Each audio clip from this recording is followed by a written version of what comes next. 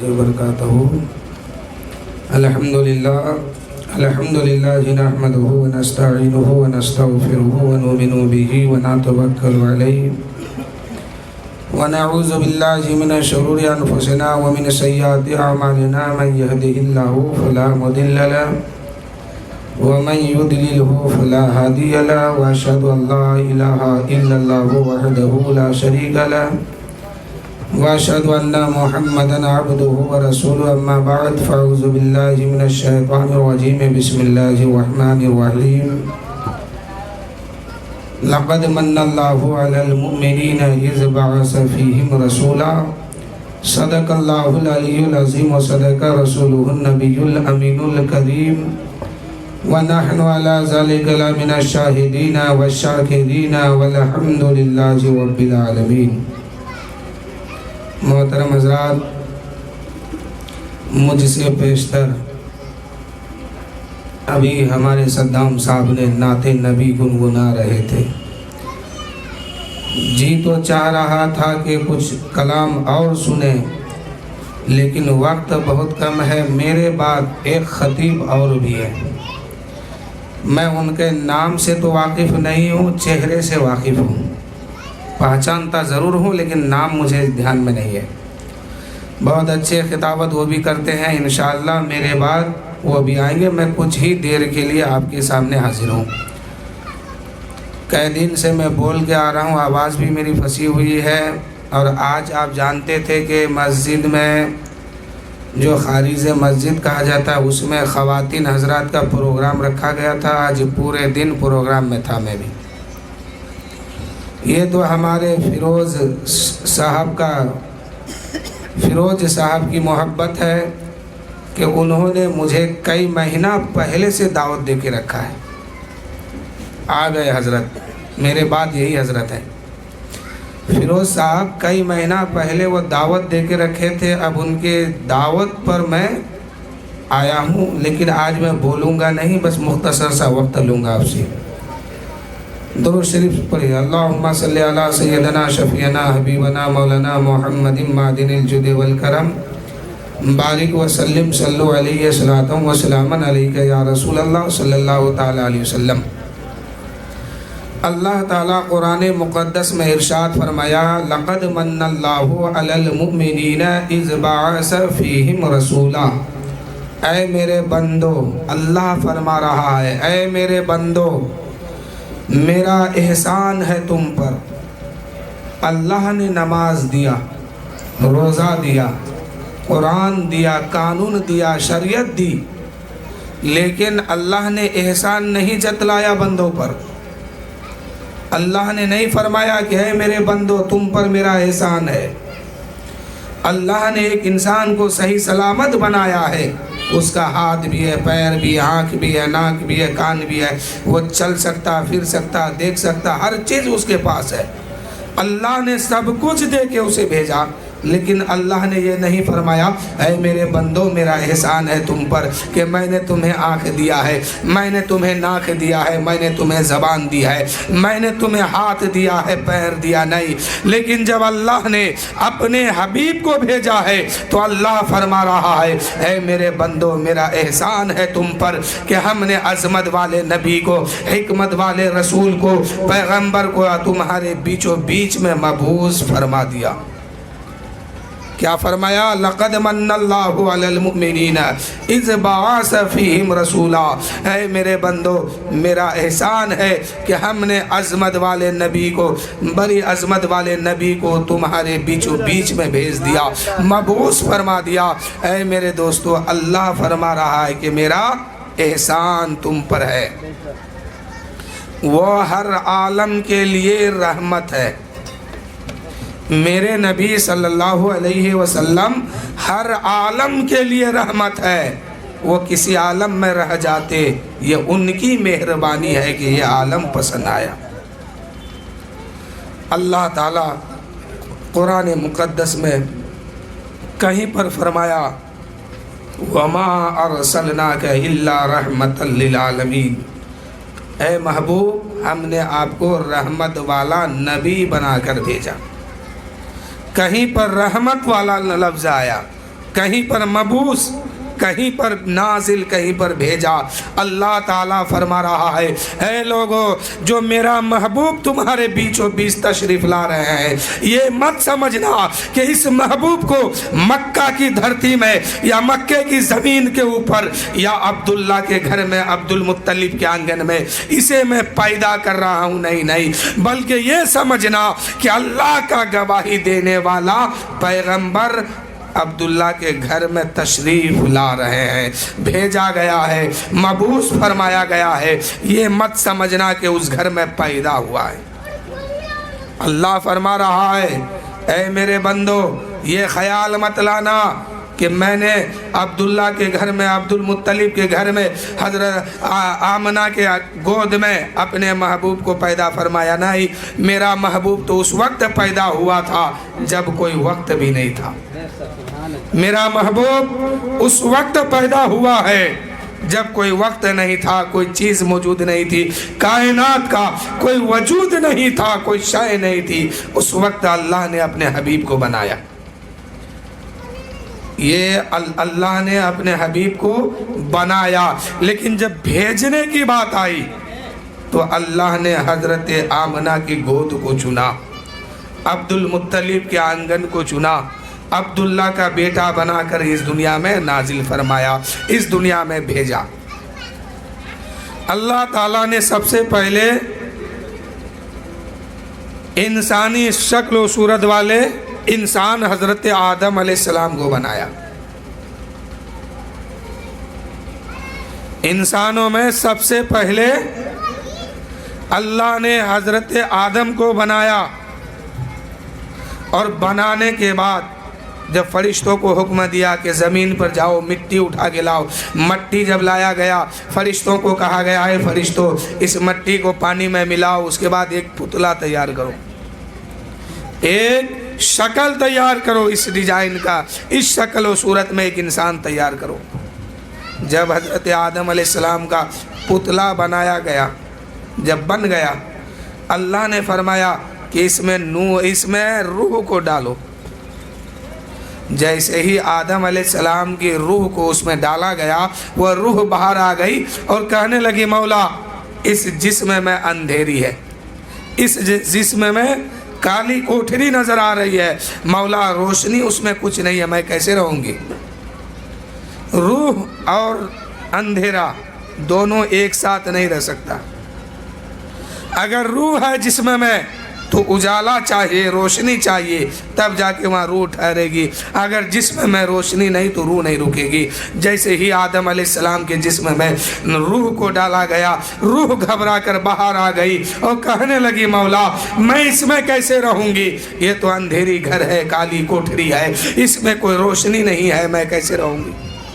اللہ نے میرے نبی صلی اللہ علیہ وسلم کا نور کو لیا اور نور محمدی کو اٹھایا، آدم کے پیشانی میں رکھا۔ اب حکم ہوا اے فرشتوں آدم کے جسم میں روح ڈالو۔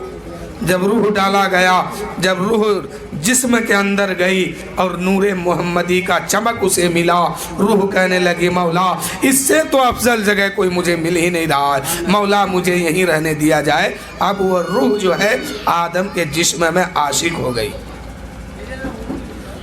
جب آدم علیہ السلام کی آنکھ کھلی تو سب سے پہلے سانس لیے، سانس لیتے ہی آدم علیہ السلام کو چھینک آیا۔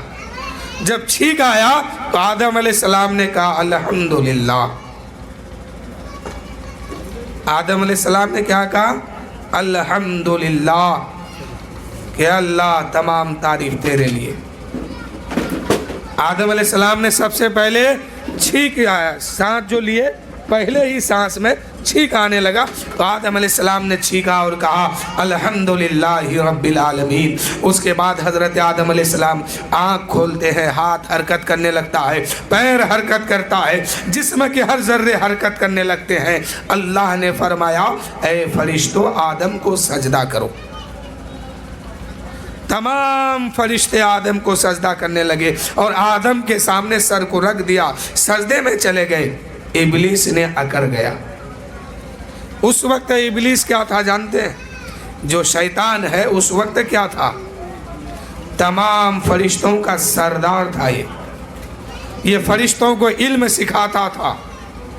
اتنی عبادت یہ شیطان نے کیا ہے کہ علماء کرام لکھتے ہیں 600 کروڑ برس تک انہوں نے اللہ کی بارگاہ میں سجدہ کیا۔ اب عالم علماء کرام فرماتے ہیں کہ اگر ان کے سجدے کو آسمان سے اتار کر زمین پہ رکھا جائے تو انسان کو پاؤں رکھنے کے لیے جگہ نہیں ملے گی، یعنی رائی کے دانے کے برابر کوئی جگہ باقی نہیں رہے گی۔ لیکن آدم علیہ السلام کے سامنے اکڑ گیا اور کہا اے مولا یہ تو مٹی سے بنا ہے، میں آگ سے بنا ہوں، میں ان کے سامنے کیسے جھکوں گا؟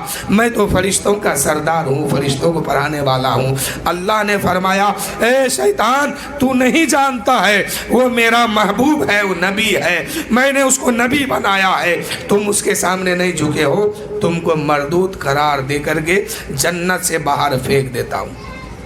اللہ نے اس کو مردود قرار دیا اور لعنت کا توق اس کے گلے میں ڈال دیا اور اللہ نے جنت سے اس کو نکال دیا۔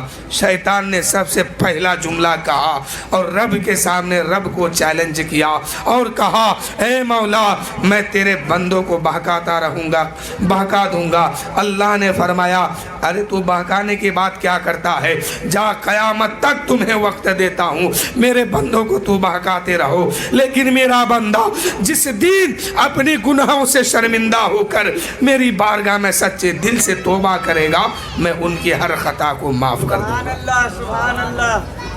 کل میدان محشر قائم ہوگا، اللہ تعالیٰ اپنے بندوں، وہ بندہ جو شہداء کرام کی جماعت ہے، جو لوگ شہید ہوئے ہیں، اللہ تعالیٰ ان لوگوں کی ہر خطا کو معاف کر دے گا، ہر لغزش کو معاف کر دے گا، سوائے ایک خطا باقی رہے گا۔ وہ خطا کیا ہے؟ کسی سے لین دین، قرض جس کو کہتے ہیں۔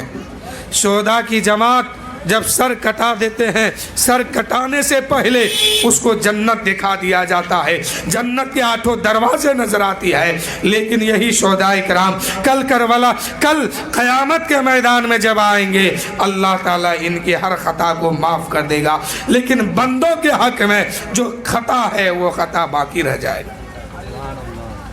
وہ خطا کیا ہے؟ ایک بندہ دوسرے بندے کو تکلیف دیا یا قرض لیا۔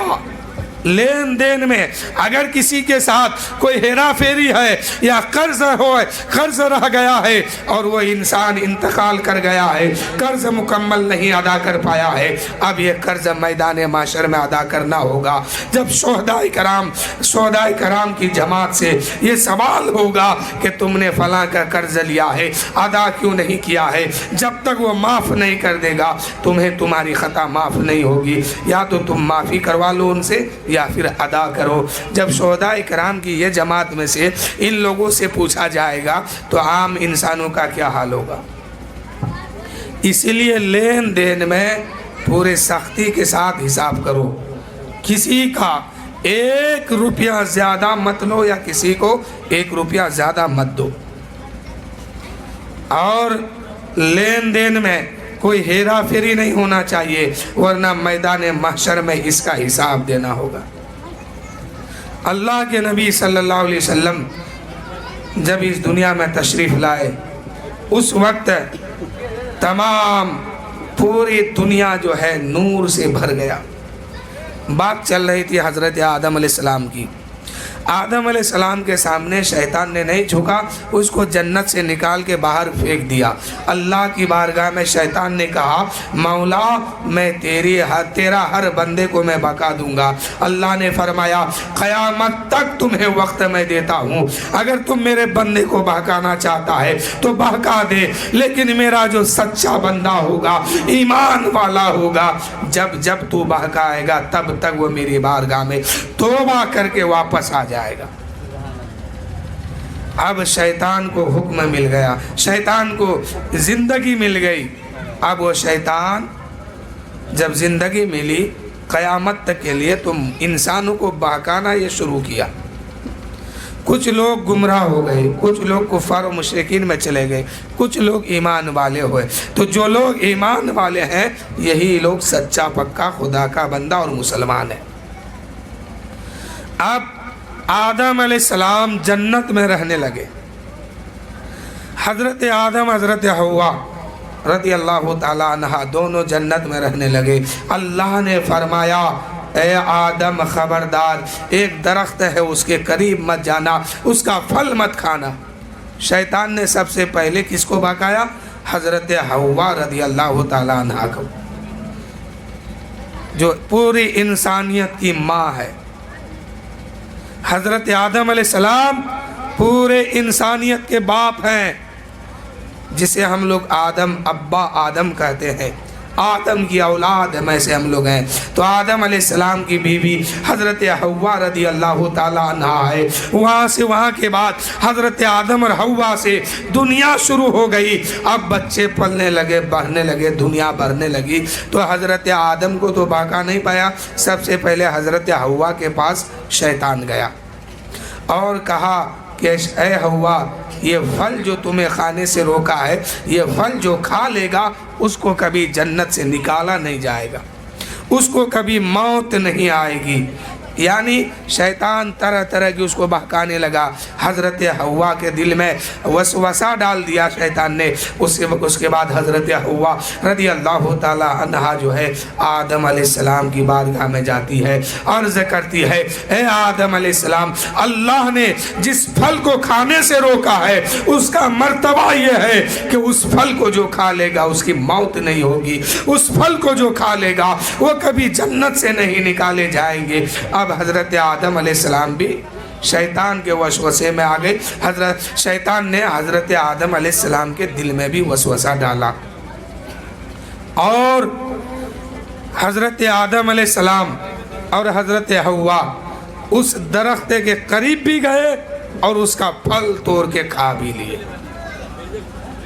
لیکن اس پھل کو کھانا اور اس کے قریب جانا یہ آدم و حوا کی غلطی نہیں ہے، یہ آدم و حوا کی غلطی نہیں ہے، بلکہ رب کا منشا یہی تھا، فرمانے رب کا منشا یہی تھا کہ آدم یہ پھل کھائیں گے، میں اسے دنیا میں بھیجوں گا، نسل انسان دنیا میں چلنے لگے گا۔ اب جب پھل کھا لیے، پھل کھانے کے بعد حاجت محسوس ہوئی، اللہ نے فرمایا کہ اے آدم، جنت میں قضاء حاجت کے لیے کوئی جگہ نہیں ہے، اس کے لیے تمہیں زمین پہ جانا ہوگا۔ حضرت آدم علیہ السلام حضرت حوا دونوں کو زمین پر بھیجا گیا۔ حضرت آدم علیہ السلام جب اس دنیا میں تشریف لائے تو اور حضرت حوا رضی اللہ تعالیٰ عنہ اس دنیا میں جب تشریف لائے اور اللہ نے بھیجا تو جدہ کے پہاڑ پر بھیجا، اور حضرت آدم علیہ السلام کو بھیجا تو کوئی ایسی ہی جگہ ہے جو ہندوستان ہی میں وہ جگہ ہے، تو اللہ نے دونوں کو جدا بھیج دیا، الگ الگ کر کے، ایک جگہ نہیں بھیجا۔ اب پوری دنیا ہے، اس دنیا میں سب کچھ ہے سوائے انسان کے علاوہ۔ اب انسان دو ہیں، ایک ہندوستان میں، ایک جدہ میں، الگ الگ جگہ پہ دونوں کو اتارا گیا۔ حضرت آدم علیہ السلام رونے لگے کہ یہ میں نے کیا کر دیا، کیوں پھل کھا لیا، اگر پھل نہ کھائے ہوتے حوا بھی ساتھ ہوتی، جنت میں بھی ساتھ رہتے، اب تو جنت بھی چھوٹا، حوا بھی چھوٹ گئی، اب میں کیا کروں۔ آدم علیہ السلام روتے روتے، علماء کرام فرماتے ہیں کہ 300 سال یا 325 سال تک روتے رہے۔ ایک دن اب اللہ تعالیٰ نے حضرت آدم کے دل میں وہ بات ڈالی، اللہ نے حضرت آدم کے دل میں، قلب میں وہ بات ڈالی کہ آدم، جنت میں میرے نام کے ساتھ جس نام کو لکھا ہوا دیکھا تھا اس نام کو لے لو اور اس کے صدقے میں مجھ سے معافی مانگو، یقیناً تمہاری خطا معاف ہو جائے گی۔ حضرت آدم علیہ السلام نے سوچا کہ جنت کے گیٹ میں، جنت کے محل میں، جنت کی چوکھٹ میں، جنت کے در و دیوار میں، یعنی جہاں بھی میں نے اپنے رب کا نام دیکھا اس نام کے ساتھ ایک نام اور دیکھا، محمد رسول اللہ صلی اللہ علیہ وسلم۔ حضرت آدم علیہ السلام نے عرض کی، اے مولا، جس نام کو میں نے جنت میں دیکھا ہے، لا الہ الا اللہ محمد رسول اللہ صلی اللہ علیہ وسلم، اے مولا اس نام کی برکت سے اور تیرے محبوب کے صدقے میں ہماری دعا کو قبول فرما، ہماری توبہ کو قبول فرما۔ مولا میں تیری بارگاہ میں توبہ کر رہا ہوں، میری توبہ کو قبول فرما۔ اللہ نے اپنے محبوب کے نام کی برکت سے آدم علیہ السلام کی توبہ کو قبول فرمایا۔ اس کے بعد اللہ نے فرمایا، اے جبرائیل جاؤ آدم کی بارگاہ میں اور آدم سے کہو کہ اللہ نے تیری توبہ کو قبول اپنے محبوب کے نام کی برکت سے کیا ہے اور تیری خطا کو بھی معاف کر دیا ہے۔ تو میرے دوستوں، میں نے پھر یہاں پہ کہہ دیا کہ خطا نہیں ہے، یا آدم علیہ السلام کی لغزش کہا جائے گا، کیونکہ نبیوں سے خطا نہیں ہوتی، نبی بے گناہ ہے، ان سے گناہ ہو ہی نہیں سکتی ہے۔ اللہ نے تمام انبیاء کو، تمام رسولوں کو، تمام پیغمبروں کو خطا کا امکان نہیں رکھا، معاف فرما دیا ہے۔ اللہ نے فرمایا کہ میرے نبی، میرے محبوب، میرے رسول سے، کبھی میرے پیغمبروں سے کوئی گناہ نہیں ہو سکتا ہے۔ میرے دوستو، اللہ نے ان لوگوں کو معصوم بنایا ہے، جیسے فرشتوں کو معصوم بنایا ایسے ہی انبیاء و مرسلین کو بھی معصوم بنایا ہے۔ تو آدم علیہ السلام کی لغزش کہا جائے گا، یعنی بھول کہا جائے گا۔ آدم علیہ السلام کی لغزش اللہ تعالیٰ نے اس توبہ کو قبول فرمایا اور آدم کی لغزش کو معاف فرمایا۔ اس کے بعد توبہ قبول ہو گئی، جبرائیل امین آئے اور حکم سنائے کہ اے آدم علیہ السلام، اللہ نے تمہاری خطا کی ہے، تمہاری لغزش کو معاف فرمایا، تمہاری توبہ کو قبول فرمایا۔ اب آدم علیہ السلام اس دنیا میں آئے تو آدم علیہ السلام جب جنت میں تھے تو دودھ سے زیادہ سفید ان کا جسم تھا، بہت خوبصورت تھے، لیکن جب زمین پہ آئے تو سورج کی روشنی جب پڑنے لگی تو جسم کالا پن ہونے لگا۔ ایک دن جبرائیل امین آئے اور کہنے لگے، اے آدم کیسے ہیں؟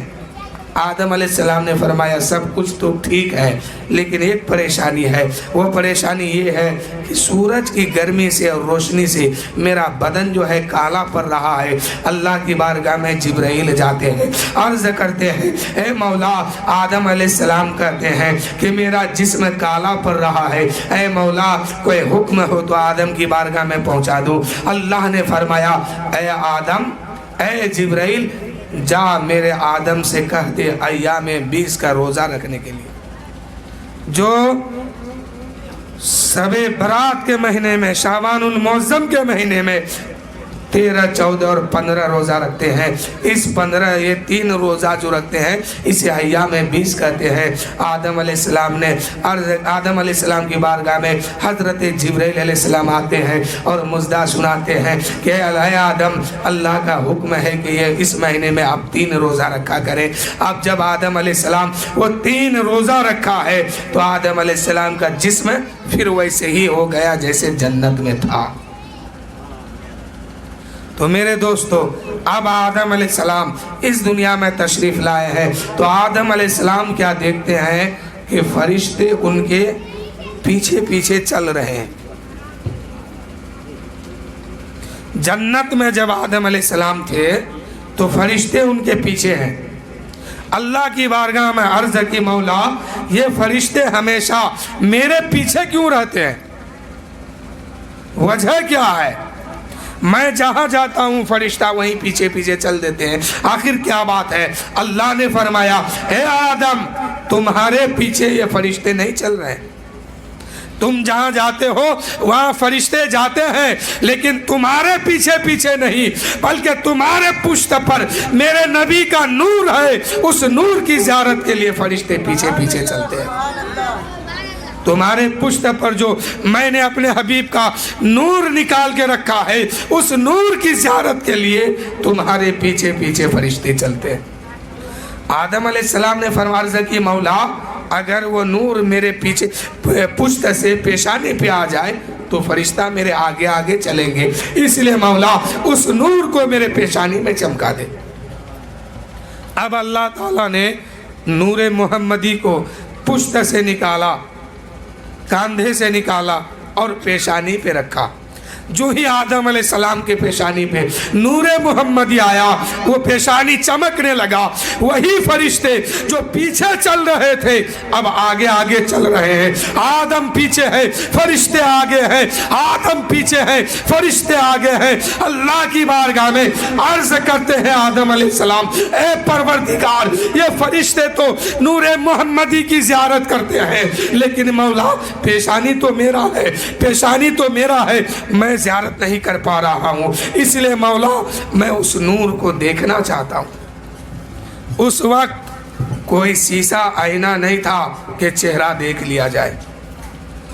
آدم علیہ السلام نے کہا مولا یہ پیشانی میرا ہے، لیکن فرشتے دیکھ رہے ہیں، میں نہیں دیکھ پا رہا ہوں۔ مولا اب دل یہی چاہتا ہے کہ میں بھی اس نور کی زیارت کروں، اسے میں بھی دیکھوں۔ اللہ نے فرمایا اے آدم ہاتھ آگے بڑھاؤ، انگوٹھے کو سامنے لاؤ۔ جب انگوٹھا سامنے آیا ہے، ہاتھ آگے بڑھائے ہیں، اللہ نے نور محمدی کو پیشانی سے لیا اور انگوٹھے پہ رکھ دیا۔ جو ہی انگوٹھے پہ نور محمدی آیا ہے، آدم علیہ السلام نے اس نور کو چوم لیا ہے۔ سبحان اللہ، سبحان اللہ۔ آدم علیہ السلام نے اس نور کا بوسہ لیا ہے۔ اے میرے دوستو، آج بھی جب ہم اپنے نبی کا نام سنتے ہیں تو آدم علیہ السلام کی سنت کو زندہ کرتے ہیں۔ آدم علیہ السلام وہاں پر نور محمدی کو دیکھ کر انگوٹھا چومے تھے، ہم آج اپنے نبی کا نام سن کر کے اپنے باپ حضرت آدم کی سنت کو زندہ کرتے ہیں اور انگوٹھا چوم لیتے ہیں۔ لا الہ الا اللہ محمد الرسول اللہ صلی اللہ تعالیٰ علیہ وسلم۔ تو میرے دوستو، یہ انگوٹھا چومنا نبی کی سنت ہے، آدم علیہ السلام کی سنت ہے۔ اب اگر کوئی کہے کہ یہ شرک ہے، بدعت ہے، تو سمجھ جانا وہ ابلیس میں سے ہے، شیطانوں میں سے ہے۔ اس لیے کہ شیطان کے سامنے آدم علیہ السلام تھے، آدم کے سامنے شیطان تھا۔ اللہ نے حکم دیا تھا اے فرشتوں آدم کے سامنے جھک جاؤ، سب نے جھکا تھا سوائے ابلیس کے، اور انکار کیا تھا تو اللہ تعالیٰ نے اسے جنت سے نکالا، باہر پھینک دیا۔ آج بھی اگر کوئی انگوٹھا چومتے ہوئے کہے کہ یہ بدعت ہے، شرک ہے، تو سمجھ جانا یہ شیطان کے بچوں میں سے ایک بچہ ہے، شیطان کی اولادوں میں سے ایک اولاد اس کا یہاں بھی موجود ہے۔ کیوں کہ آدم کو سجدہ فرشتوں نے کیا، وہ حکم ہی تھا رب کا حکم تھا، فرشتوں نے بجا لایا۔ جب آدم علیہ السلام کے سامنے تمام فرشتے جھک گئے سوائے ابلیس کے، جب سجدہ مکمل ہو گیا، فرشتوں نے سر اٹھایا، کیا دیکھا کہ سب تو سجدے میں گئے ہیں سوائے ابلیس کے، اور ابلیس آ کر کے رب کی بارگاہ میں سوال کیا ہے کہ اے مولا یہ تو مٹی سے بنائے گئے ہیں، میں تو آگ سے بنا ہوں، یہ تو ابھی بنا ہے، میں تو پہلے بنا ہوں۔ یعنی رب کے سامنے یہ زبان درازی کرنے لگا، رب کے سامنے زبان درازی کیا۔ اللہ نے اٹھایا جنت سے اور لعنت کا توق ڈالا اور زمین پہ پھینکا اور مردود قرار دے دیا۔ آج بھی اگر سنت نبی کو، یہ سنت نبی پر عمل کرنے سے کوئی زبان درازی کرے تو سمجھ جانا یہ مسلمان نہیں